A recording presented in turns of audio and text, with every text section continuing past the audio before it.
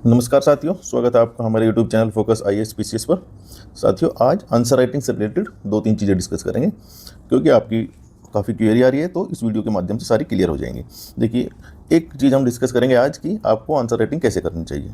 अगर आपने एक या दो मेंस लिखा है तो आपका तरीका क्या होना चाहिए, और अगर आप अभी मेंस की तैयारी करनी है, आपने शुरू ही की है, आप फ्रेशर हैं या एक दो साल ही तैयारी को हुआ है, तो आपने कोई मेंस नहीं लिखा है मेनली, तो उसके लिए आपको किस प्रकार की टेस्ट सीरीज ज्वाइन करनी चाहिए और कैसे उसकी शुरुआत करनी चाहिए, तो ये सभी डाउट क्लियर करेंगे।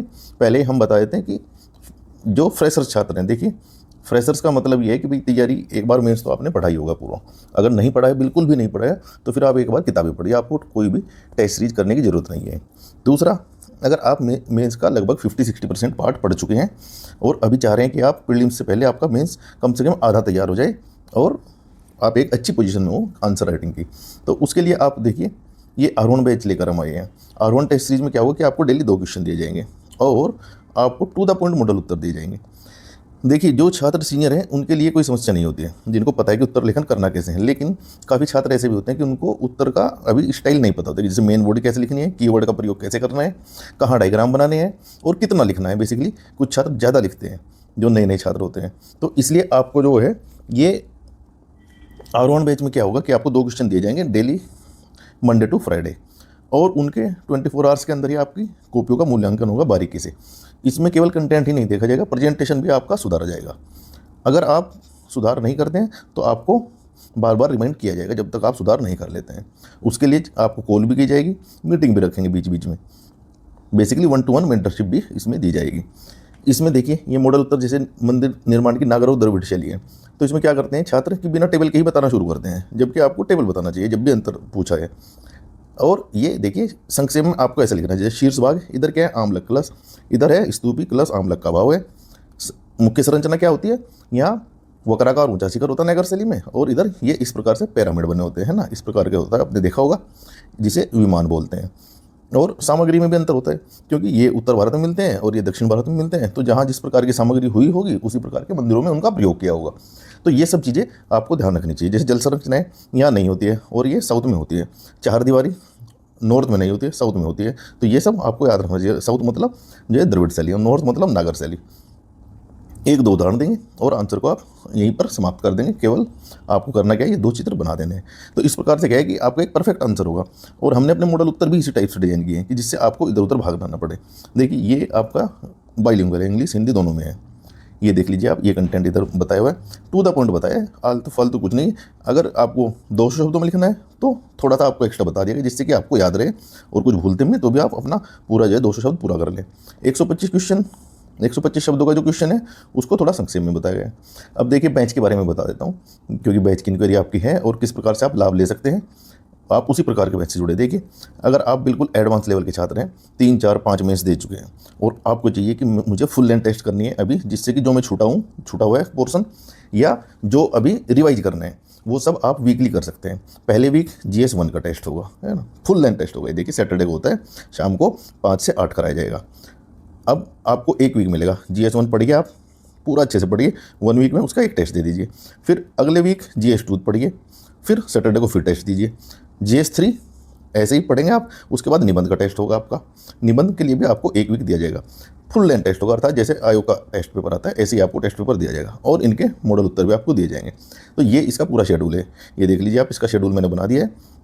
संपूर्ण बैच, ये संपूर्ण बैच इसका नाम यही है कि आपकी तैयारी भी पूर्ण है और आप रेडी हैं लिखने के लिए, केवल आपको प्रैक्टिस करनी है। और ये टेस्ट लाइव होगा, तो आपको क्या होगा कि जब खुद से लिखता है आदमी, बीच में छोड़ देता है, कई बार कंटेंट देखने लगता है कि चलो यार अच्छा उत्तर लिखूंगा तो कंटेंट देख लूँगा थोड़ा, फिर लिखता है, उसका कोई लाभ है नहीं, क्योंकि मेंस में तो आपको देखने को मिलेगा नहीं कुछ।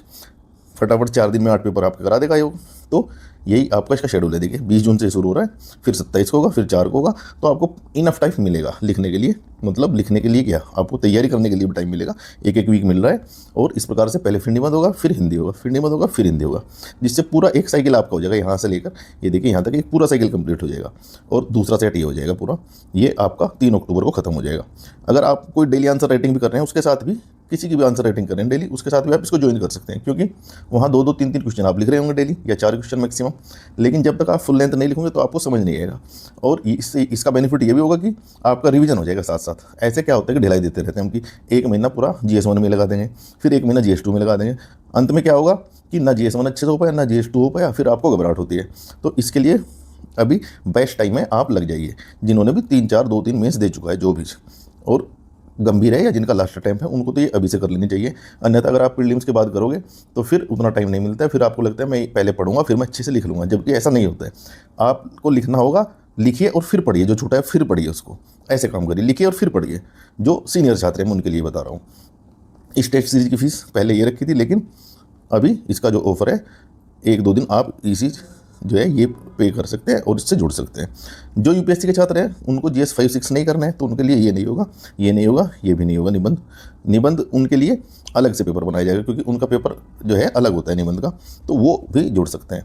बाकी GS 1 से लेकर 6 तक, GS 1 से लेकर 4 तक पेपर कॉमन रहेंगे दोनों के। तो अगर आपको जुड़ना है तो आप इससे जुड़ सकते हैं। आपके लाइव टेस्ट 8 कराए जाएंगे और फीस ये है। कोई भी इशू अगर आपको है, क्वेरी है फीस से रिलेटेड या शेड्यूल से रिलेटेड, आप हमें इस नंबर पर व्हाट्सअप मैसेज कर सकते हैं। पहले मैसेज करिए फिर कॉल करिए अगर ज़रूरत पड़ती है तो 9811504781 पर। ये देखिए, ये तो एडवांस छात्र हैं। अच्छा, जो बिल्कुल नए छात्र हैं, जो मेंस अभी सीखना ही चाह रहे हैं या जो थोड़ा बहुत सीख चुके हैं लेकिन उनको प्रैक्टिस करनी है, उनके पास टाइम कम है, ये R1 बैच आप ज्वाइन कर सकते हैं। इसमें आपको 2 क्वेश्चन डेली मिलेंगे, Monday to Friday. Saturday Sunday आपका ऑफ रहेगा, उसमें आप तैयारी कीजिए अगले वीक की, और फिर अगले वीक का पेपर दीजिए। इसमें लाइव आंसर राइटिंग नहीं होगा, लेकिन आप कॉल से करके मेंटरशिप आपको दी जाएगी, क्योंकि उसके बगैर कोई सुधार बच्चे जनरली नहीं करते हैं। ये 18 तारीख से शुरू हो रहा है, 18 जून से, और 1 महीने का ये होगा। GS1 और GS2 एक साथ शुरू हो रहे हैं। एक बैच की फीस ये है। GS1 से आपको जुड़ना है तो आप GS1 से जुड़ सकते हैं, GS2 से जुड़ना है तो GS2 से जुड़ सकते हैं। अभी मात्र इतनी फीस रखी गई है, देखिए GS1 की भी यही है, GS2 की भी ये। तो दोनों बैच आप लेते हैं तो आपको ये बेनिफिट हो जाएगा। आपको केवल इतना ही पे करना है, कॉम्बो पैक लेते हैं। और अगर आप चारों का एक साथ लेते हैं GS 1 to 4, तो आपको ये इस रेट में करा दिया जाएगा। आपका GS 5-6 बचेगा, वो बाद में कराया जाएगा, और जो पुराने छात्र होंगे उनको उसमें उचित डिस्काउंट दिया जाएगा, मिनिमम 10% से लेकर 20% तक। क्योंकि 5-6 भी तो करना है, वो आप मेंस के बाद भी कर सकते हैं, या इन दोनों बैच के बाद शुरू कर सकते हैं, क्योंकि काफ़ी टाइम आपको मिल जाएगा। जुलाई में ये बैच खत्म हो जाएंगे और अगस्त में दोनों बैच खत्म हो जाएंगे। अगस्त के बाद भी आप सितंबर पढ़ सकते हैं आराम से मेंस, क्योंकि फिर अक्टूबर नवंबर आपको पूरी तरह प्रीलिम्स को देना पड़ेगा।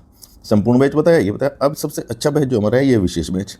इसमें लगातार छात्र जुड़े हुए हैं। जो पहले बैच से जुड़ा था वो GS 1, 2, 3 अब तक जुड़ा हुआ है, क्योंकि ये बैच ही इतना कमाल का है। इसमें क्या कराया जाता है, इसमें 3 क्वेश्चन डेली दिए जाते हैं। मॉडल उत्तर जैसे आपको दिखाया अभी, सेम ऐसे ही मॉडल उत्तर मिलते हैं बेहतरीन।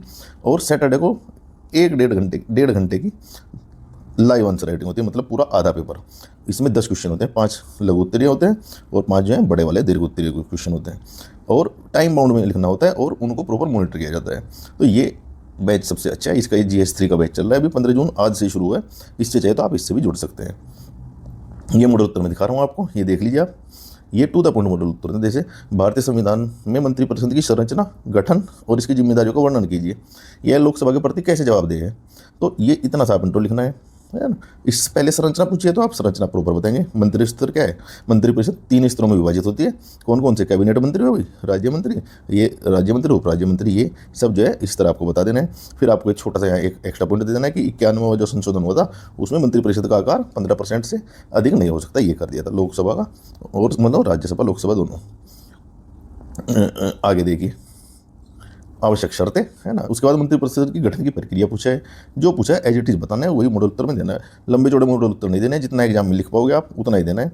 तो इसलिए मैं बोलता हूँ ये आपके नोट्स का भी काम करेंगे। जो मॉडल उत्तर है इनको आप एज इट इज याद भी कर सकते हो। तो ये सीधा एक फ्लो चार्ट से होना, इसका गठन की प्रक्रिया बताइए। पहले क्या होता है, चुनाव होते हैं। फिर क्या होता है, बहुमत दल का नेता चुना जाता है, या गठबंधन होता है तो उसका नेता चुना जाता है। फिर क्या होता है, राष्ट्रपति द्वारा प्रधानमंत्री की नियुक्ति की जाती है, अनुच्छेद लिख दिया इसे शॉर्ट में। फिर प्रधानमंत्री की सलाह पर अन्य मंत्रियों की नियुक्ति की जाती है, किसके द्वारा, राष्ट्रपति के द्वारा ही, और राष्ट्रपति द्वारा शपथ ग्रहण समारोह होता है। इसके बाद ये प्रक्रिया पूरी हो जाती है। मंत्रिपरिषद की जिम्मेदारियां, आप ऐसे डायग्राम बनाएंगे, क्योंकि आपका आंसर में क्या कंटेंट के साथ साथ प्रेजेंटेशन भी होना चाहिए, इसलिए हम आपको प्रेजेंटेशन भी बताते हैं कि किस प्रकार से आपको अच्छे अंक मिलेंगे। ये इस प्रकार से पूरा उत्तर निष्कर्ष देखिए, बिल्कुल टू द पॉइंट निष्कर्ष है। भारतीय मंत्रिपरिषद संसदीय लोकतंत्र की धुरी है। यह राष्ट्रपति के नाम पर शासन करती है, परंतु लोकसभा के प्रति उत्तरदायी रहती है। यही संसदीय प्रणाली की विशेषता है। इतना सा आप निष्कर्ष लिखेंगे, ये आगे की लाइन भी लिखने की जरूरत नहीं है। जगह बची है, टाइम बचा है, तो यहाँ तक का पूरा लिख दीजिए। ये देखिए इंग्लिश मीडियम में भी आपका पूरा बाइलिंगुअल बना दिया। ये देखिए मैं आपको एक लाइव टेस्ट दिखा देता हूँ किस प्रकार से हम लाइव टेस्ट लेते हैं। ये हमने एक पूरा लाइव टेस्ट है, 10 क्वेश्चन ये बनाए हुए हैं, इसमें 5 ये है 8 अंक वाले और ये 5 जो है ये है 12 अंक वाले 200 शब्दों के। तो ये देख लीजिए आप एक बार क्वेश्चन जो है PYQ प्लस संभावित क्वेश्चन जो आयोग नए पैटर्न के ऊपर पूछ रहा है, सेम वही क्वेश्चन आएंगे जो बार बार PYQ में पूछे गए वो भी आएगा, और बाकी जो अपने एक्सपीरियंस से हम इस प्रकार के क्वेश्चन लेकर आते हैं जिनकी पूछने की चांस ज़्यादा है। देखिए वित्त आयोग कैसे वित्तीय संवाद को बढ़ावा देता है, इसके समक्ष चुनौतियाँ और प्राथमिकताओं का विश्लेषण कीजिए। तो ये आपको बताना है कैसे देता है, ये सिंपली लिख देना है। आर्टिकल एक जरूर लिखना है इंट्रोडक्शन में, फिर आप टू द पॉइंट ऐसे लिखेंगे, बुलेट लगाएंगे प्रॉपर, जिससे कि आपको उत्तर अच्छा लगेगा। चुनौतियाँ लिखेंगे, मैंने बताया कि जब भी आप 4 से ज़्यादा पॉइंट लिख रहे हैं तो आप नंबरिंग करेंगे, क्योंकि एक साइकोलॉजिकल इफेक्ट एग्जामिनर के ऊपर पड़ता है कि इसने 5 पॉइंट इधर लिखे हैं और यहाँ वो देखते अंदाजा लगता है कि 4 पॉइंट यहाँ हैं, तो 9 पॉइंट इसने लिखे हैं, तो वो आपको पूरे नंबर दे देगा। पूरे का मतलब अगर आपके 8 में से 4 अंक आ रहे हैं या 4.5 या 5 आ रहे हैं तो वो अच्छे नंबर माने जाते हैं। ऐसे ही 12 में से अगर आपके 6 आ जाते हैं या 6 प्लस कुछ भी आए 6.5 7, तो वो अच्छे नंबर है। लेकिन अगर आपके 12 में से 5 आए तो फिर सिलेक्शन होना मुश्किल हो जाता है, क्योंकि एक नंबर सब में कम होगा। तो उधर क्या होगा, 20 क्वेश्चन है तो 20 नंबर कम हो जाएंगे, जहाँ आपके 100 नंबर आने थे वहाँ 80 आएंगे, तो आप सिलेक्शन से बाहर। यही एक नंबर आपको अंदर कराएगा। मैंने आपको पहले बताया था, यही एक नंबर अगर कम मिलता है तो आप बाहर है, एक नंबर ज़्यादा मिलता है तो आप एग्जाम में क्वालिफाई कर जाएंगे। तो ये आप देख सकते हैं सारे मॉडल उत्तर है। ये PDF आपको मिल जाएगा हमारे Telegram channel focus ISPCS join कर लीजिए, वहाँ काफ़ी मॉडल उत्तर हमने बनाए हुए हैं। और यूट्यूब पर भी हमारी आधार सीरीज चल रही है। कोई भी अगर छात्र अभी नहीं जुड़ पा रहे हैं, कोई भी उसकी कंडीशन है, टाइम नहीं है या पैसा नहीं है, कुछ भी, तो आप फोकस ISPCS यूट्यूब चैनल को सब्सक्राइब कीजिए। वहाँ हमारी आधार सीरीज चल रही है ना, उसमें GS1 कंप्लीट करा दिया गया है पूरा, अभी GS2 शुरू हो जाएगा वहाँ। तो ये वहाँ आपको एक उत्तर डिस्कस किया जा रहा है, अच्छे से बताया जा रहा है कैसे लिखना है, और उसका कंटेंट भी दिया जा रहा है इस टेलीग्राम चैनल पर। उसका PDF यहाँ प्रोवाइड करा देते हैं, तो आप निःशुल्क भी उससे जुड़ सकते हैं। तो जरूरी नहीं कि आप अभी टेस्ट सीरीज ही लें, किसी की भी आपको अगर देखना है तो वीडियो देखिए, उससे सीखिए और फिर लिखिए। 1-2 क्वेश्चन आंसर अगर आपको इवेल्युएट कराने हैं तो आप मुझे इस नंबर पर भेज सकते हैं, उसमें कोई इशू नहीं है। जितना भी आपकी हेल्प होगी वो की जाएगी। तो आप समझ गए कि भाई कौन सी टेस्ट सीरीज कैसे भी कहीं भी ज्वाइन करनी है, किसी की भी है, आप कर लीजिए अभी, क्योंकि ये टाइम बेस्ट है। देखिए दिसंबर में आपका एग्ज़ाम होगा, है ना। जो थोड़े जिनका प्रीलिम्स को दिक्कत नहीं होती, प्रीलिम्स निकल जाते हैं, वो भी क्या करेंगे, अक्टूबर और नवंबर ये 2 महीने से लग जाएंगे सीरियस। तो फिर उनके पास बचता टाइम क्या है, अभी जून चल रहा है, आधा जून हो गया, जून जुलाई अगस्त सितंबर, है ना, ये बेस्ट टाइम है। जिनको प्रीलिम्स में दिक्कत आती है वो सितंबर से ही शुरू हो जाएंगे, सितंबर अक्टूबर नवंबर। तो फिर भी आपके पास ये 2.5 महीने हैं, ये 2.5 महीने आपका गोल्डन टाइम होता है। अगर यहाँ आप मेंस कवर कर लेते हैं तो आप प्रीलिम्स निकालने के बाद आपके मेंस में चांस बन जाते हैं, यहाँ अगर आप अच्छे से मेंस कर लेते हैं। इस बार इतना अच्छा टाइम मिला है, इसका अभी भी छात्र गंभीर नहीं है कुछ, इसको टाइम को भी ऐसे निकाल देंगे। फिर दिसंबर में अगर प्रीलिम्स होगा उसके तो 3 से 3.5 महीने के अंदर ही आयोग मेंस करा लेता है फिर। तो फिर आपको ये नहीं सोचना है कि भाई मैं बाद में तैयारी करूँगा, ये बाद में नहीं हो पाएगी। इसलिए 2-2.5 महीने जो भी है या 3.5 महीने जितने भी हैं आप अभी यूटिलाइज कीजिए। इस बैच से जुड़ते हैं तो अभी आप 3 बैच ज्वाइन कर सकते हैं, आपका GS 1 2 3 4 5 6 पूरा कंप्लीट हो सकता है। तो अगर आपको ज्वाइन करना है तो आप इस नंबर पर संपर्क कर सकते हैं व्हाट्सएप मैसेज के माध्यम से, और आंसर राइटिंग से रिलेटेड कोई भी क्वेरी है तो आप हमें मैसेज कर सकते हैं। तो आज के लिए इतना ही अनाउंसमेंट था, और आपको बताया थोड़ा सा कि कैसे लिखना है आंसर, कैसे नहीं लिखना है, ये आप देख लीजिए। इस प्रकार से आपको आंसर लिखना है, इंट्रोडक्शन, मेन बॉडी और फिर निष्कर्ष, और उसमें आप जो है थोड़ा प्रेजेंटेशन का भी ध्यान देंगे, क्योंकि प्रेजेंटेशन मायने रखता है PCS में, UPSC में इतना मायने नहीं रखता है, यहाँ ज़्यादा मायने रखता है। तो आप दोस्तों तब तक पढ़ते रहिए, लिखते रहिए और सिलेक्शन लेकर रहिए। मिलते हैं अगले वीडियो में। जय हिंद।